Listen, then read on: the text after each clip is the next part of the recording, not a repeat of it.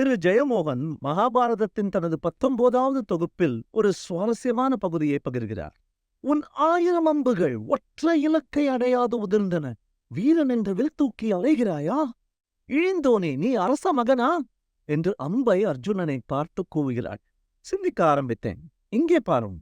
Harper Lee to kill a mockingbird என்ற புத்தகத்தில் கூறுகிறார், மெய்யான வீரம் என்ன என்பதை உங்களுக்கு காட்ட விரும்பினேன். துப்பாக்கியை கையில் கொண்டு சுற்றிக் கொண்டிருப்பவர் தைரியசாலி என்று நினைத்து விட வேண்டாம்.